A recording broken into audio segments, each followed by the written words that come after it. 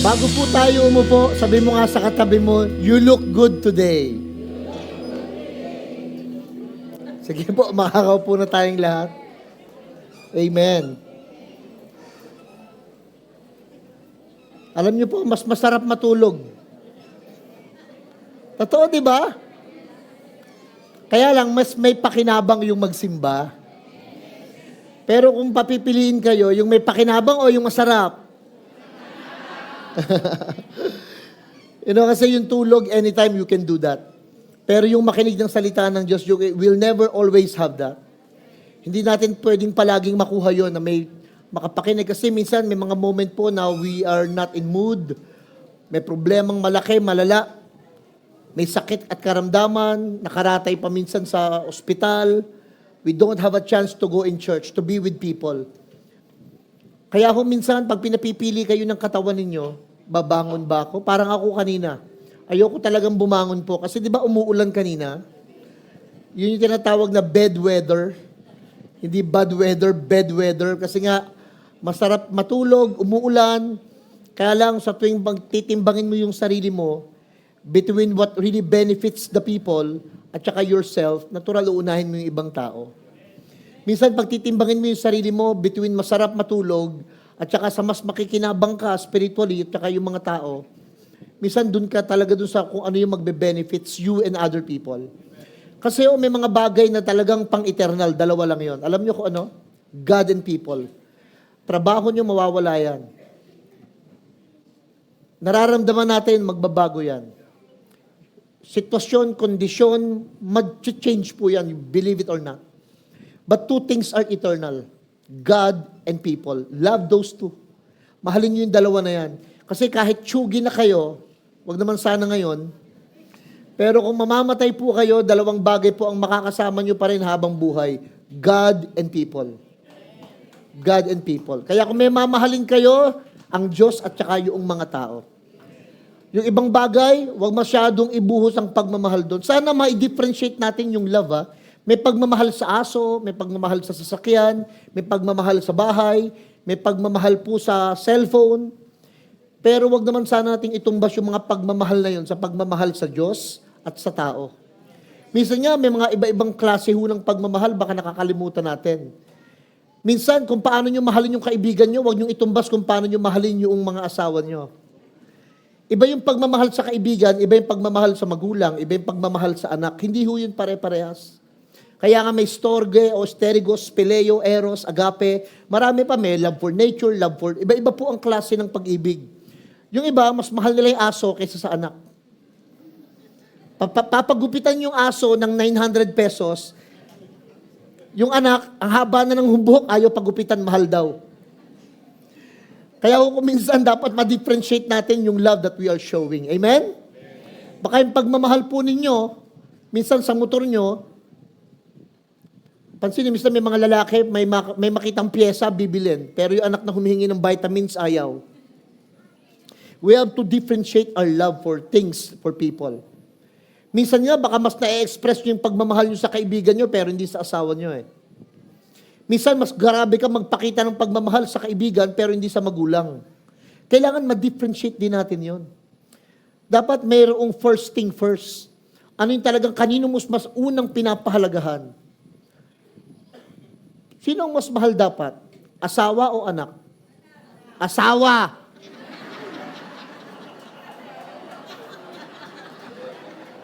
Maraming tao naging dahilan yan. Nagsasama na lang kami, pastor, dahil sa anak eh. Kaya nga eh. Kaya nga hindi tama eh. Maraming Pilipino akala nila mas mahalaga yung anak.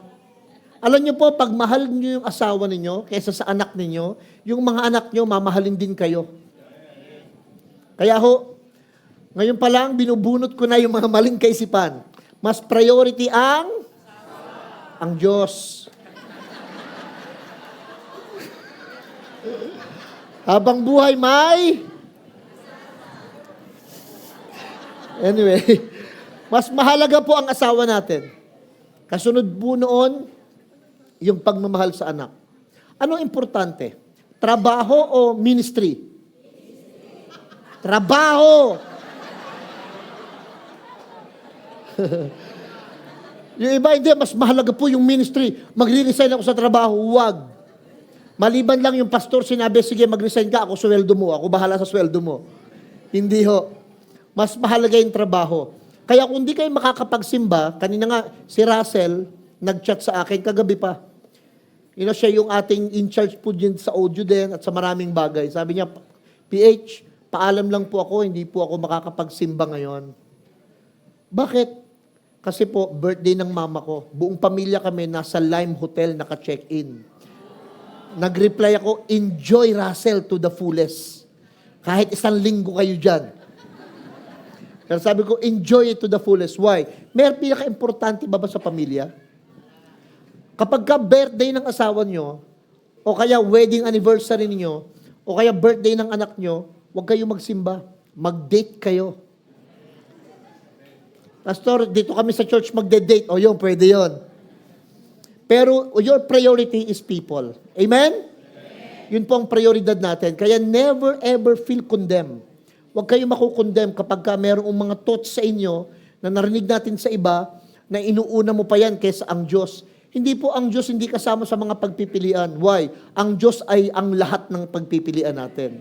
Pag pinili nyo yung trabaho, pinili nyo rin ang Diyos. Pag pinili nyo ang pamilya, pinili nyo rin ang Diyos. Why? Nandun ang Diyos sa trabaho nyo, nandun ang Diyos sa pamilya nyo, nandun ang Diyos sa lahat ng mga gagawin ninyo. Amen? Kaya hindi yung kinukundina kayo ng mga ibang tao na hindi nyo na inuna ang Diyos kasi mas inuna nyo yan. Hindi po, hindi yun totoo. Kasi pansinin nyo, doon naman kayo mas lalong magiging malaya at uhaw. At uhaw sa salita ng Panginoon. At doon nyo naman mararanasan na hindi pala kalaban ng trabaho ang church. Sa mga volunteers naman, yung iba ang sipag-sipag sa church pero hindi naguhugas ng pinggan sa bahay. Dapat sa bahay din, masipag kayo. Amen? O, palakpakan natin katabi nating masasipag. AJ, ikaw maglalaba ngayon, birthday ni Jen. Anyway, ang pag-usapan po natin ngayon, isang bagay na magagawa niyong lahat. Isang ministry na pwede sa lahat. Pwede sa lahat. Kahit anong edad, yes. Kahit walang pinag-aralan, yes. Kahit masama ugali, yes. Pwede kayo sa lahat ng bagay na ito, itong ministry na gagawin natin o pag-uusapan natin. Alam niyo kung ano? Ano isang bagay na pwede kayong lahat? Na wala pa kayong ginagawa, na-i-encourage na po ako ng todo-todo, ng super. Sobra niyo po akong mai-encourage, mapapalakas pag nagawa niyo itong isang bagay na ito. Ano yon? Sino makakahula? Ano isang bagay na pag nagawa niyo o naging kayo, sobra po akong matutuwa? Alam niyo kung ano? Anong klaseng ministry? Yung tinatawag po nating Just Be There. That's the title of the message. Just be there. Hindi niyo kailangan magaling, hindi nyo kailangan matalino, mahusay, just be there. Worship team, i-ready nyo yung kanta ni Michael Jackson, I'll be there. Pag-uusapan natin the power of making yourself available. Yung magkaroon lang tayo ng isip at puso na basta maging available lang ako, ayos na yon. Minsan may pagkilos ang Diyos na nangyayari, gaya ng nangyari sa isang propeta, na nakita niya talaga na may seraphim, isang mataas na uri ng anghel, na talagang panik-panaog sa trono ng Diyos pagkatapos nagkakaroon siya ng encounter. Kumbaga parang nasa isang conference ka, sa isang church o convergence o isang klase ng presensya, movement ng Diyos. Tapos, ang pinakamahalaga doon, hindi nangyayari, kundi yung magiging response mo. Isaiah chapter 6 verse 8, biglang nagsalita. Then I heard the voice of the Lord saying, Whom shall I send? Sino ang isusugo ko? Who will go for us? Biglang nagsalita si Propeta Isaias, Lord, eto po ako, available. Ako na lang. Here I am, send me. Alam nyo, may napatunayan ako ngayon. Si God is not always looking for talented people. Ang hinahanap ni God, available people. Marami na pong talented, magagaling, wala naman di naman available eh. Marami na pong mga mahusay, kayang gawin yan, kayang gawin to, kayang kumanta, kayang sumayaw, hindi naman available eh. Marami naman mga magagaling magsalita, hindi naman available. Magagaling mag-suggest, hindi naman available. Doon ka na sa hindi magaling, hindi nagsasuggest, pero nandyan siya lagi eh. Nandyan siya lagi eh. Why? Yung availability, kadalasan, ang unang step sa destiny. Yung lang available ka, first step mo na yun para mangyari yung goal mo sa business, goal mo sa school, goal mo sa relationship, goal mo sa ministry. Yung maging available ka lang, first step mo na yun sa magiging destiny mo.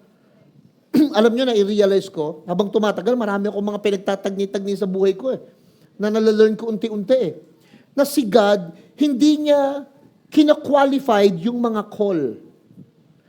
Halimbawa, qualify ka kasi may calling ka. Alam nyo sinong kinwalify ni Diyos, ni God, yung available?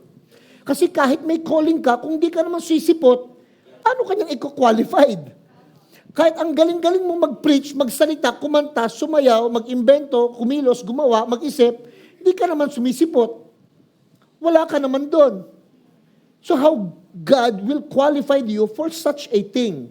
Hindi ho nangyayari yon. Kaya lang napansin ko kasi, we live in a generations. Kailangan maging watchful din kayo sa nangyayari sa mga panahon noon, panahon ngayon, at magiging panahon. Para nagkakaroon tayo ng eye view of what is taking place. As a leader, this is very important. For you to see anong season dati, ano yung season ngayon, at ano yung magiging seasons na dadating ng mga 5 years from now, 10 years, ano yung mauuso, ano yung mangyayari, ano yung magiging changes, para nakaka-adapt tayo. Nakaka-relate tayo sa nangyayari, sa mga nangyayari at mga mangyayari pa. Kaya lang mapapansin nyo, we live in a generation na everybody wants to be noticed. Hindi muna sila naging needed. Kumbaga, gusto mo maging notice ka, pero ang problema nga, merong needed eh. Ito yung dapat kailangan eh. Kaya lang gusto mo, manotice ka agad. Gusto mo, manotify ng mga tao na ikaw yan, pero hindi ka naman dumadating pag may kailangan. Di ba may mga tao, kung kailan kailangan mo, the time when you needed them the most, wala. Kung kailan kailangan mo ng emotional support, financial support, minsan nga kahit wala siyang pera, basta nandun lang siya. Nandun lang siya, bumabantay sa'yo, nakikinig sa'yo. Okay na yun eh.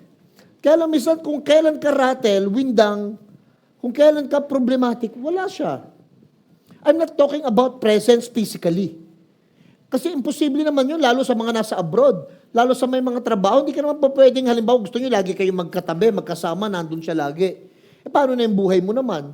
Paano naman yung mga calling ng iba? Trabaho ng iba. So when I talk you about, pag sinasabi ko na you need just to be there, nandun ka, hindi lang physically Minsan kasi hindi mo kailangan physically Yung lang nararamdaman ka, sumasagot ka, nagre-reply ka, pinapadama mo, kailangan yun Hindi pala, mas maganda nga kung lagi kang physical kasi habang buhay kang tambay, so yun na lang mga bawat mo, bayad mo. Pero kung marami kang ginagawa, may mga trabaho ka, may negosyo ka, may pag-aaral ka, natural. You will not always be there. Pero kailangan maramdaman na nandun ka. Sabi mo sa katabi mo, gusto kitang maramdaman. Alam niyo kung anong laging tanong ng mga tao, bakit hindi nag-show up? Ito yung palaging tanong. Una, anong meron anong mapapala ko dyan? Yung bang nagiging Koreano, meron ba ako riyan? Yun lagi yung tanong Meron ba ako riyan? Ba't naman ako sasali dyan? Ba't naman ako sisipot dyan? Meron ba ako riyan? May tanong naman, mababanggit ba yung pangalan ko? Will I be recognized? Masasama ba ako sa listahan? Mapaparangalan ba ako dyan? Will people appreciate me? Kaya lang sa kingdom, napansin ko, hindi ganun The kingdom of God will work differently. Iba sa kaharian ng Diyos. The greatest ministry is not doing and talking, is simply showing up. Alam niyo, pinakamatinding ministry, yung nag-show up lang, yung gustong sumama lang, yung gustong nandun lang, kahit walang gagawin. Minsan yun ang best thing to do. Yung nandyan ka lang. Sabi mo sa kanya, John Michael. Huwag yun nandiyan pag may kailangan lang. Kailangan nandyan ka lang lagi. Yung bang when no one else volunteers, wala nagbo-volunteer, you're there. Yung bang when everyone quits, you still there. When the room is empty, you're still serving. Alam nyo, hindi kayo makakalimutan ng mga tao at lalabas, napaka-importante mo pala talaga. Kasi walang nagbo-volunteer, walang tumutulong, walang ikaw yung nandun. Ikaw yung palagi na makikita, ikaw yung palaging mauutusan. Kaya lang yung iba, hindi magsha-show up hanggat wala mo nang, ikaw dapat ito ikaw dapat yung ganyan. Wala bang initiative? Walang kusang palo. Alam niyo kung ano ang tawag doon sa mga tao na pag wala ng tao sa room, nandun pa rin siya? Pag wala nagbo-volunteer, siya yung nandun? Pag gustong sumuko ng iba, nandun siya? Alam niyo kung anong tawag doon? Sabay-sabay, sabihin niyo nga po, faithfulness. Yun ang tawag doon Yung lahat gustong sumuko, lahat gustong mag-quit, lahat gustong tumalikod, pero ikaw nandun ka pa din. Ang tawag doon, faithfulness. Yung iba, alisan mo ng title, aayaw na Maramdaman nga lang hindi na siya ang leader, aayaw na Basta nakita niyang, kaya alam niyo, gustong-gusto ko sa mga tao na kahit hindi siya titled, wala siyang position, wala siyang mapapala, wala siyang makukuha, pero mag-show up. Wala naman akong gagawin dyan Yun ang akala ng marami. Pag wala kayong ginagawa, akala niya wala kayong nagagawa. Hindi dahil may ginagawa kayo, may nagagawa kayo Kaya ingat kayo sa mga gagawin at mga ginagawa niyo Ganda ng wordplay, no? Baka akala nyo, pag may ginagawa kayo, may nagagawa kayo. Minsan, sa totoo lang, yung iba, walang kailangan gawin. Dun ka lang. Ang laki na ng nagagawa mo. Amen? Sabi mo sa katabi mo, dyan ka lang. Ang laki na nun. Ang laking part na nun, yung dyan ka lang. Why? Tingin kayo kay pastor. Your presence may seem ordinary to people. Minsan yung pag-upo mo, minsan parang ordinaryo lang sa mga tao But to God, that is extraordinary faithfulness. Pagdating kay God, faithfulness na yon. Ang laking bagay na nun kay God. Yung hindi ka nang iwan, hindi ka tumalikod, hindi ka... Alam nyo kung sino nakakatakot ng mga tao, people na hindi ka sigurado kung sisipot. Ang ganda ng usapan nyo, tapos biglang i-Indianin ka. Katakot kaya yung ganun. Kasama mo sa umpisa, iiwan ka sa ere. Kasama mo sa kwentahan at sa kainan, sa bayaran nawawala. Ang hirap kaya nung ganun. Ang hirap yung mga tao, nakasama mo sa pressure, tapos pagka umiinit na yung pressure, biglang iiwan ka sa pressure. Ako may dalawa akong rules pagdating sa GC. Sabihin nyo nga GC. Ano ibig sabihin ng GC? Gift check. Group chat. Ang ibig sa akin, may dalawang rules lang po ako sa GC. Dalawa. Alam nyo kung ano? Number 1, huwag kayong magli-leave. Number 2, huwag kayong maninipa. Huwag kayong mangkikik sa group at huwag kayong magli-leave sa group. Kahit gaano kasakit. Bakit? Walang interesadong ibalik ka. Umalis ka, magtayo ka ng sarili mong GC. Kaya huwag na lang kayo umalis. At huwag kayong mag-aalis. Alam niyo gagawin niyo? Tiisin. Kasi baka next week, magbabago ang lahat. Kaya lang, nag-leave ka, nag-quit ka, nag-resign ka, nag-retire ka, ano makikita mong pagbabago? Wala. Kasi lahat sila nagbabago na ikaw, hindi mo nakikita. Kaya nga, just be there. Doon ka lang. Doon ka lang sa group, doon ka lang sa relasyon, doon ka lang sa trabaho muna, doon ka lang sa church. Don't worry, may time doon. There are some season you need to go, you have to go, pero minsan you have to stay longer. Minsan kailangan mo mag-stay longer pagkatapos sasabihin mo sa sarili mo, ay, buti na lang nag-stay ako. Kasi kung hindi, marami kayong hindi makikita. Amen? Nakita niyo ba ako na nag-leave sa group? Maliban lang sasabihin ng organizer sa grupo, mag-leave na po kayo kasi ikaw na lang mag-isa dito. Hindi na rin ako nagli-leave, sayang effort, bayamon doon na lang. Mamaya, biglang may isang other grupo na biglang naisip niyang nandun, mag-bless kaya ako nang nandito. Walang mawawala kung mag-stay kayo. Maraming nawawala kung aalis kayo. Amen? Timbangin nyo. Saan mas maraming mawawala sa inyo? Yung umalis o yung nag-stay? Yung umalis, mas maraming nawala. Pero pag nag-stay ka, maaring masakit, pero may nakukuha ka pa rin kahit papano. May nakukuha ka pa rin kahit papano. Why? Kasi nag-stay ka eh. Alam nyo, sa totoo lang, availability comes before ability. Maraming tao, bago nagkaroon ng abilidad, naging available kasi sila eh. You know why I have the ability to communicate? Lagi kasi akong available sa mga gawain eh. Nung minsan nag-speak ako sa conference, pang-8 ako. Maraming mga speaker sa conference, dadating pagka pang-7 na yung speaker kung pang-8 sila. At pagkatapos mag-speak kung pang-3 sila, aalis na yon. Dahil sa pang-8 ako, nandun ako saan? Sa pang-1 na speaker. Mula umpisa. Yung iba, mga hotshot eh. Dadating pagkapatapos na, speak, sa slot niya lang. Ako hindi, pupunta ako sa number 1 na speaker. Pakikinggan ko yung 1, yung 2, yung 3, yung 4, yung 5, yung 6, yung 7. Para pag pang-8 na, alam kong i-wrap up kung ano yung mga sinabi nila. Why? Mas marami ako nakuha. Nag-stay ako eh. Nag-stay ako eh.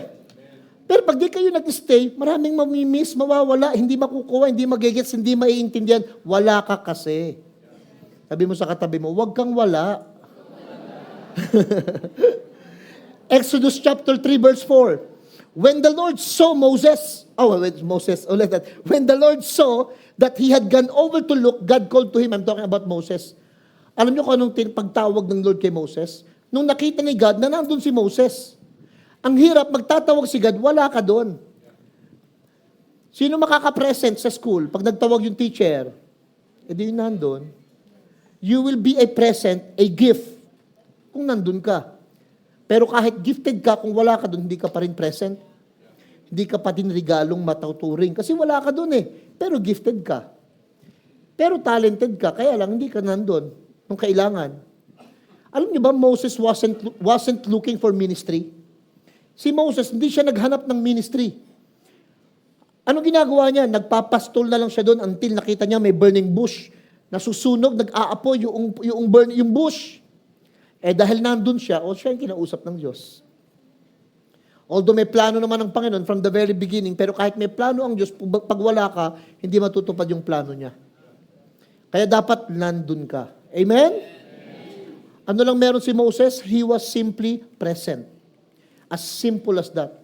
He was simply present. Kaya sabi ko po sa inyo, solid kayo pag nandito. Ang tindi ng dating nyo sa akin. Sobra pong encouragement yung naikukuha nyo, na ibibigay nyo sa akin, nakukuha ko sa inyo, yung nandyan lang kayo. Yung nandyan lang kayo, just be there.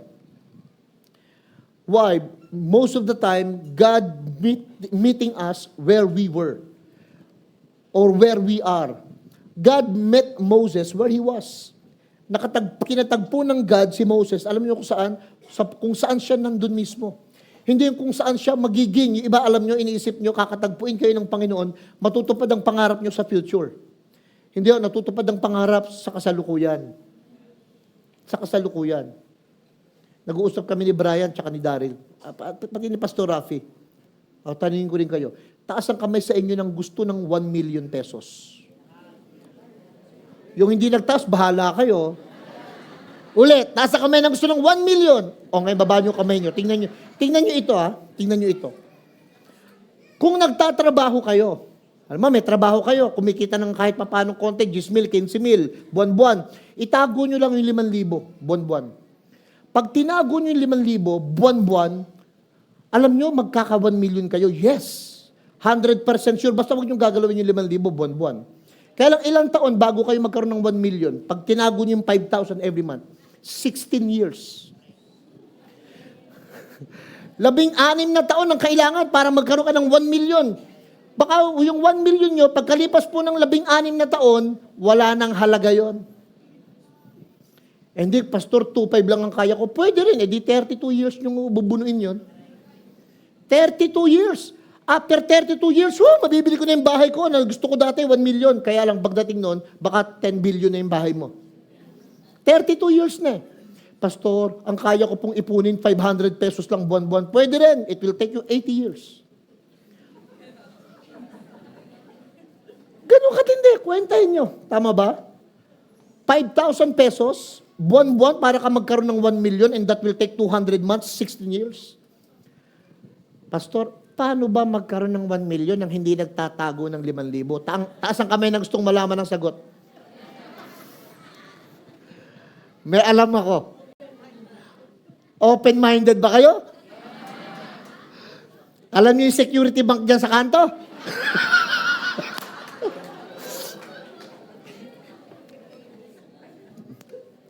May alam ako, may mga taong nakakita ko, nagkaroon ng 1 million nang hindi nag-ipon ng 5,000 buwan-buwan. Paano, Pastor? Chat nyo na lang ako, sabihin ko sa inyo yung sekreto. Ang ability will open a door. Ability may open a door, pero alam nyo kung ano ang mag-i-invite for God's into your life? Availability. Kahit may ability ka, pero pag hindi ka available, hindi siya mag-i-invite. Pero mag-o-open ng door yung ability. Kaya lang para papasukin ka, kailangan nandun ka. Nandun ka, parang ganito, napaka-impressive ng resume mo. Talaga naman lahat ng pwedeng ipagmalaki sa bio data mo, sa resume mo, nandun na lang. Kaya lang nung tinatawagan ka, hindi ka pwede. E di hahanap sila ng iba, kahit hindi ganun ka-impressive yung resume. Kasi at least to, pag tinawagan, nasasagot yung call. Kaya nga ako, isa pa yan sa rules ko. Please always answer the call. Naiinis ako pagka nakakasampung missed call ka na hindi sinasagot. And then nakasilent. Ano ba naman? Pag nakasilent, i-connecta mo yung electric chair. Parang nanginginig ka pag ano. Nararamdaman mo kasi hindi mo sinasagot eh. Mamimiss mo, meron palang tumatawag taga-ibang bansa, gustong i-bless ka, bibigyan ka ng $1,000. Kaya lang napagod na, kaka-miss call sa'yo. Hindi mo sinasagot eh. Why kailangan lagi kayong available to answer. Make sure you are available to answer. Sabi mo nga sa katabi mo, lagi mong sagutin. Alam nyo ngayon, saan ko na nasusukat ang faithfulness? Hindi na sa galing, sa giftings. Nasusukat ko yung faithfulness ngayon, na measure ko na siya ngayon sa simpleng bagay saan? Showing up. By showing up. Yung mga tao na kahit masama ang loob, Edmond, di ko talaga makakalimutan yung ginawa mo. Tayo ka nga, Edmond. Si Brother Edmond, di ko makakalimutan ang ginawa nitong lalaking to eh. Namatay yung anak na si Grace. Habang namamatay, nakaburol, nandito sa church siya, nag-aayos pa rin ng bangko. Di ko makakalimutan talaga yun eh. Kaya, Mon, hahaba ang buhay mo, Mon. Mga 1,000 years. Dinosaur na lahat ang kasama mo rito, Mon. Kasi nga, grabe, may mga tao talagang ganun eh. That they will make themselves available. Sa akin yun ang faithfulness, showing up. Showing up kahit masakit. Showing up kahit nahihirapan. Showing up kahit nahihiya. Showing up kahit wala nang ibubuga. Showing up kahit wala nang pamasahe. Alam niyo ba, may pumupunta rito, dati namamasahe, ngayon dahil walang pera, naglalakad na lang pero nandito pa rin. Why? Ano yun? Faithfulness. Faithfulness. Luke chapter 16 verse 10. Whoever can be trusted with very little can also be trusted with much. Ang napagkakatiwalaan daw sa napakaliit, kaya nga very little eh. Sabi ni Lord, pagkakatiwalaan din kita sa malaki. Alam nyo, ba't hindi tayo napagkakatiwalaan ni Lord sa malaki? Hindi kasi mapagkatiwalaan sa very little eh. Sa very little eh. Principles yan, sa totoo lang. Pagtitiwalaan kayo ni Lord ng malalaking bagay, congregation like this, so many pastors actually dreaming, praying, desiring to be a speaker sa mga other pastors, other churches. Kaya lang pag tinignan mo kung minsan, even yung coming on time. Pag tinatalakay ko sa mga pastor, anong oras po ang service nyo? 8:00 po. Anong oras kayo dumadating? 7:59, 8:15, 8:30. Well, minsan sa oras lang eh. Oras lang ang hihiningin sa'yo, maging available ka lang on time. Big deal na yung kay Lord. Big deal na yung kay Lord. Bibigyan ka niya ng maraming mga services na maraming time kasi kaya mong i-handle yung isang time eh. Bibigyan ka niya ng multiple time ng services. So, important din yung maliliit na bagay. Sabi mo sa katabi mo, huwag kang malate. Sabunutan mo ng konti. Dali, huwag kang malate. Alam nyo minsan ho, there are no words, no applause, no likes, no comments, no compliment, but you're still there. Ang nangyayari, walang pumapansin sa inyo dito. Walang nagre-recognize sa inyo. Walang nagko-comment sa inyo, uy, wow, ang galing mo, kaya lang nandito ka pa rin. Alam nyo, napapansin nyo ng Diyos. Kitang-kita po yun ng Diyos. Pag nandito pa din kayo, kahit walang tumatapik, pagkapalagay nyo ilang buwan na, ilang taon na, para bang, ba't ganon? Parang wala yata sa akin pumapansin, hindi mo lang alam, pansin na pansin ka ng Diyos. Bakit? Because God will always notice consistency more than popularity. Mas focus si God sa consistent kesa sa popularity. Pagka consistent kayo, tuloy-tuloy lang kayo, kahit di kayo popular. Kahit hindi kayo popular, mas okay nga yun eh. Hindi ka naman popular, hindi ka naman sikat, hindi ka naman kilala. Sino ba yun? Sino ba yun? Pero alam mo sabi, pero lagi ko nakikita yan. Pansinin nyo. Pero iba, alam na alam yung pangalan, pero hindi ko nakikita yan. Pero may mga tao, walang name tag, pero alam mo, kilala mo siya saan? Sa muka. Mas masarap kayang makilala sa muka. Di ba? Kasi ang pangalan mo si Joaquin. Sinong Joaquin? Basta si Joaquin. Ano nga? Eh, lagi kang sumusulpot. Si ano, yung medyo may katangkaran at kaliitan, maputit medyo kay itiman siya eh. Alam ko na yung sinasabi mo. Pag dinidescribe ka na, nakikilala ka kasi nga lagi kang nandun. Amen! Why? Pansinin niyo ito, anybody can serve when the room is full. Pero few serve when nobody comes. Maraming nagsaserve pagka maraming tao eh. Kasi nakikita sila eh. Pero konti yung nagsaserve pag wala ng tao sa room. At yun ang totoong mga servant. Bakit po? Ang faithfulness is staying when staying is inconvenient. Ito yung malaman ng katapatan. Kapag ka hindi ka na convenience ba, wala na yon. Hindi ka na comfortable, wala na yon. Hindi ka na at peace, pero nandun ka pa rin. Ano tawag doon? Faithfulness. Faithfulness. Sa totoo lang, yung consistency po natin will speak louder than our gifts. Pag naging tuloy-tuloy ka, mas sisigaw yon sa galing mo. Kahit hindi ka magaling, basta tuloy-tuloy ka lang, gagaling ka din. Yung mga walang pera, pagupit sa barbero, tambay ka lang lagi doon, magugupitan ka ng libre. Basta doon ka lang lagi. Just stay there. Sa totoo lang, nagugutom nga kayo, tumambay ka sa panaderya. Mabibigyan ka ng tinapay. Hindi man nung nagtitinda, baka nung bumibili. Uy, lagi kita nakikita rito, tinapay oh. Doon ka lang lagi, kaya lang ang ginawa mo lang, available ka eh. Alam niyo kung ano ang totoong power ng spiritual gift? Staying. So, staying power is a spiritual gift. Yung nag-i-stay ka lang, spiritual gift yon. Yung iba, ang spiritual gift nila, vocal. Yung iba, ang spiritual gift nila actually showing. Yung iba, ang spiritual gift nila, sa totoo lang, doing. Doing the miracles, mga speaking, vocal gifts. Yung iba naman, showing, pinapakita mo, nakikita niya yung word of knowledge, word of wisdom, discernments. Yung iba, prophesying, speaking in tongues, speaking in other tongues. Yung iba, working of miracles, working gift, pero may isang spiritual gift na hindi nakikita ng iba, ano yun? Staying.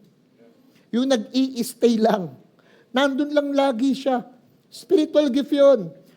Why? Because many people know how to start, but few people know how to stay.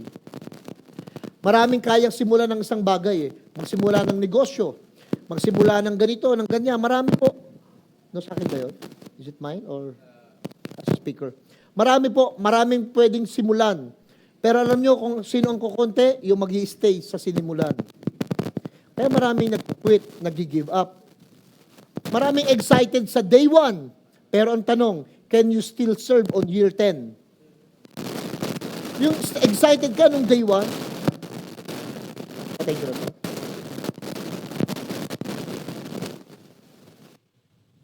Yung brief ko, pakiayos. Hindi, joke lang po yan. Wala po akong brief. Anyway, Kayo talaga, konting kibot, nakatawa kayo. Marami excited sa pero konti lang ang excited pagdating na ng year 10, year 7, year 8. Kaya nga maging careful kayo sa mga excited sa una.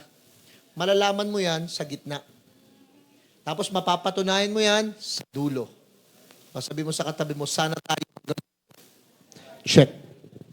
Ulitin mo, sabi mo sa katabi mo, tayo hanggang dulo. Dapat magkasama tayo dito sa church hanggang dulo. Amen? Galatians 6:9. Let us not become weary in doing good. Tayo mapagod saan? Sa paggawa ng mabuti. Yun lang pinakamaganda nating gawin. At minsan, ang the best thing to do is to stay. Pastor, di mo alam, nahihirapan ako. Stay ka lang, gagaang yung kalooban mo in the future. Pastor, di mo alam, di ko na alam kung anong gagawin ko, bakit ba ako nananatili? Yun nga yung di alam ng iba eh. Di mo na alam, pero nananatili ka pa din eh. Amen? Ang sarap kayang kasama nung ganon. Si Noah, nag-stayed. Si Joseph, nag-stayed. Si Paul, nag-stayed. Si Jesus, nag-stayed on the cross. Alam niyo kung anong meron sila? The greatest miracle happens. Sa totoo lang, doon sa mga taong nag-stay while everyone has gone home. Ang totoong milagro nangyari, alam niyo saan? Nung nanatili yung tao, habang yung iba, nang iiwan, umaalis. Kaya pag may mga tao pong nananatili sa buhay nyo kahit masakit, milagro na yon. Pag may mga tao pong hindi kayo iniwan kahit masakit, milagro na yon. Amen? Sa totoo lang po, when no one wants to show up, you show up. Napansin ko yon sa ministry. Kung babalikan ko lang lahat ng mga ministry na pinasukan ko, magsalita po kayo ng ministry, I was there sa church. And usually before, lahat po yun ginampanan ko. Mula sa tagalinis, mula sa caretaker, naging caretaker ako. Mula sa pagiging worship leader, naging worship leader ako. Mula sa pagiging children ministry, naging children ministry ako. Naging usher, naging youth pastor, naging associate pastor. Nagpunta ng crusade, naging armor bearer. Lahat po ng ministry ginagalawan yun, I was there. I was there.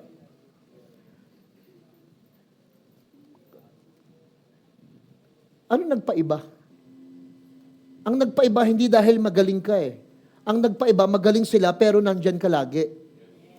Ang nagpaiba, bakit wala nang ilan? Hindi dahil sa may kulang, may mali. Ang naging kaibahan is we decided to stay. Amen? Sabi ni Isaiah, here I am. Hindi niya sinabing, here I am. Who's next? Walang ganun. Basta nandiyan ka, ano yung susunod, ano yung mangyayari, or who else is coming. Wala. Basta sabi niya, here I am. Alam niyo, hinahanap kadalasan ng Diyos, willingness, hindi impressive. Minsan nangahanapin niya yung willing lang, yung gusto lang. Pero hindi kagad kahanga-hanga. Grabe, nakakabilib siya, nakaka-impress naman siya, ang husay-husay niya. Minsan bigla mawawala yung mga yon. Kaya hanapin niyo yung mga nag-i-stay kahit nahihirapan.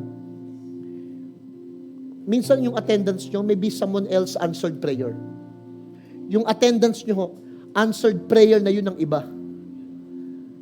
Lalo pag alam ng iba, tutong kumare kong ito, ang tindi ng problemang pinagdadaanan niya, pero every Sunday nakikita ko sa church. Every Sunday, nandyan pa rin siya. Ako nga rin, hindi na nga lang din ako mag-give up. Baka naging answered prayer po yung inyo. Anybody can build ministry, but it will all start sa character. Availability builds character before it builds ministry. Bago po na-build yung mga ministry, unang naging available sila at naging maayos muna yung kanilang character. Alam nyo, before God can develop our performance, God must develop our serving. Kailangan ma-develop sa puso natin yung servant heart bago yung performance natin sa platform. Alam nyo, bago naging hari si David, alam nyo, trabaho niya, serving the sheep ng kanyang tatay. Alagaan lang yung mga tupa ng kanyang tatay na si Jesse. Bago siya nag-serve sa buong bansang Israel. Si Joshua nag-serve lang kay Moses bago siya nag-lead ng isang nation. Si Elisha, tagahugas lang ng kamay ni Elijah at tagabitbit ng kanyang mga staff, ng kanyang mga cloak ni Elijah bago siya naging prophets na si Elisha. Makuha yung double portion. Ano ibig sabihin nun? God is preparing you in private before God can use you in public. Piniprepare muna ni God yung mga private moments natin. How you treat people, how you respect, how you relate, before God can use us public. Narinig mo, Pastor Rafi, habang kausap ko yung mga pastor na 28 sa Valenzuela, Obando, Bulacan, you know what I've been talking more on them? The private one. Napansin nyo, Bray? Habang kinakausap ko yung mga pastor, at siguro pagkakausap ako ng daan-daang mga pastor, one time I was been able to speak to 1,700 pastors. Alam niyo kung anong lagi kong dinidiscuss? Hindi yung how they will be good at in public, in pulpit, but how they can be good at in their mga private moments sa mga tao. How they can relate, how they will treat people. It's very important. Why? Because God can use an average person basta available ang puso. Kahit average lang tayo, walang pinag-aralan, hindi masyadong magaling, hindi masyadong impressive, hindi ka hanga-hanga, kaya lang available ka eh. Available ka sa kumpanya, sa pamilya, available ka sa community, available ka sa church. Hindi ka, kahit na, alam mo yun, na basta lagi ka lang nag-iintay, available ka lang, the Lord will use you mightily. Pwede mong sabihin talaga, I'm not gifted, I'm not educated, I'm not eloquent. Ganon din naman si Moses, si Peter, si Gideon, si Amos. Ganon din naman yung mga taong yun, hindi naman din sila magagaling eh. Sila Jeremiah, hindi naman din sila mahusay, ba't sila may ginamit? Because God always, His delight in using ordinary people. Gustong-gusto niyang ginagamit yung mga ordinaryong tao. Alam mo, sabi ng 1:27 ng 1 Corinthians, God is using the foolish things of this world to confound or to shame the wise or the wisdom of this world. Hindi limitado ang Diyos sa kakulangan ng talento mo. Hindi limitado ang Diyos sa kakulangan sa husay at galing natin. Alam nyo, ano maglilimit sa Diyos? Yung wala ka. Yung hindi ka sumisipot. Yung hindi ka sumusulpot. Doon nalilimitahan ang Diyos eh. Parang God wants to pour His empowerment, His anointing upon your life. Kaya lang, wala ka. Sayang. Sayang. Marami na po kasi ako nakasamang mga taong ang gagaling talaga. Kaya lang, ba't di ko nakasama sila ngayon? Eh, kasi nga, hindi sumisipot. Hindi sumusulpot. Isaiah, sabi niya, here am I. Samuel, speak, Lord, your servant is listening. Sabi ni Mary, be it unto me according to your word. Sabi ni David, I was just willing to deliver this bread and cheese. Pero ang ending, defeating Goliath. Sabi ni Joshua, I want to stay in tent. Habang si Moses kausap ng Diyos. Si Ruth, I will stay with Naomi. Si Philip, I will stay until I need to run to the Ethiopian. Nung maghanap ng pagkain si Jesus para pakain 5,000, kanina nakuha sa batang nag-stay. Pag naghanap ang Diyos ngayon ng ibe-bless ng miracle, either finances, pag naghanap ang Diyos ng miracle ng promotions, pag biglang may tumawag sa inyo ng mga taong hindi nyo kilala, gusto kayong i-bless, alam nyo ang kadalasang matatawag, yung available. Yung available. Pag magpapaulan ng kagalingan, kalusugan, sino mababasa? Yun nandyan.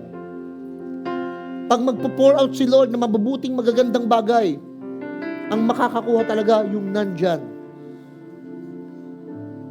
Sa mga relations po ninyo, minsan nakakapagod, alam ko yon. Pero huwag kayong aalis. Kaya if there's one thing that I really hate, alam nyo kung ano, walk out. Ayaw na ayoko na nagwo-walk out. Kahit ano tindi ng away, huwag kayong magwo-walk out. Kung pwedeng manahimik muna, dahil walang magandang masasabi, pero maya-maya, mag-usap na lang. Kasi pag nag-walk out kayo, lutang ang isip mo, dumadaan na yung 10-wheeler, natsagasaan ka na. Lutang yung isip eh. Kaya walang mag-walk out. Sabi mo sa katabi mo, walang mag-walk out. Ask yourself now. Tanungin niyo yung sarili niyo. Will I still serve if nobody thanks me? Will I still worship if nobody notices? Will I still give if nobody applauds? Will I still come if attendance is low? Will I still obey if I don't understand? Will I still be available even if I don't feel well? Alam nyo, pag yun nasagot nyo sa sarili nyo, then masasabi mo, you're willing to stay. Diyan na magsisimula yung process ng maturity, responsibility. Diyan na nakikita ng Panginoon, my son is ready for blessing. Ngayon, ready na yung anak ko sa ibang bansa. Ngayon, ready na yung anak ko sa panibagong negosyo. Ngayon, ready na yung anak ko sa kanyang kalusugan. Ngayon, ready na yung anak ko sa mga taong ipagkakatiwala ko sa Kanya. Ngayon, ready na yung anak ko sa much bigger amount of money. Why? Kasi nakita, available lagi. Ang pinakasasagot po sa matinding problema natin, tayo rin, hindi iba. Hindi po ibang tao, tayo din. May tanong ako sa inyo. Nakakita na po ba kayo ng ibon? Anong meron ng ibon? Tuka, tsaka pakpak. May tanong po ako sa inyo.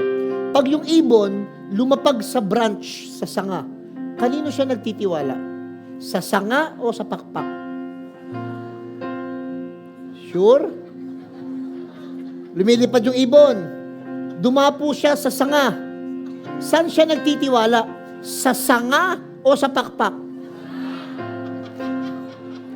Ay, sanga. Sa mga sumagot po ng sanga, ang sanga nyo. Sa mga sumagot ng pakpak, panalo kayo. Why? Alam nyo ba, kahit magtabi-tabi yung mga ibon, wala silang pakialam kahit mabali yung sanga. Bakit? Kasi nilipad lang sila eh. Alam nyo, magandang pagtiwalaan talaga, hindi mga bagay na meron kayo, kundi yung kung sino ka talaga mula umpisa hanggang ngayon. Alam nyo kung anong meron lang yung mga ibon mula umpisa hanggang sa dulo ng buhay nila? Pakpak. Hindi palaging may sanga. Ang meron kayo mula noon hanggang ngayon, yung pananampalataya nyo kay Jesus. Kaya pwede nyo pagtiwalaan yan kahit anong mangyari. Amen? Why? Yan lang yung meron kayo. Pwede ba kayo magtiwala sa pera nyo? Wala nga tayong pera eh. Pwede ba kayo magtiwala sa katabi mo? Okay na nagsabi niyan. Pero alam nyo kung ano mapagtitiwalaan natin? Yung pananampalataya natin kay Lord. Why? Because that is always available. That is always there for you. No matter what, mababali ang sanga, matatapos kapalaran, pero leron sinta tayo. Sa totoo lang po, matatapos ang lahat.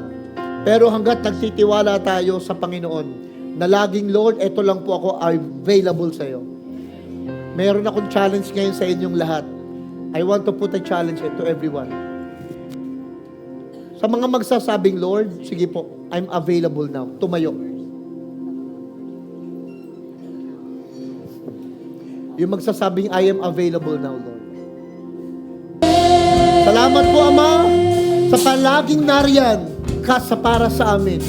Ikaw na nangako na hindi mo kami iiwan ni tatalikuran man.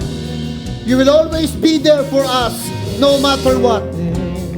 And for that, we bring back to you all the glory, all the honor and praise in the mighty name of your Son, Jesus. Everybody shout and say,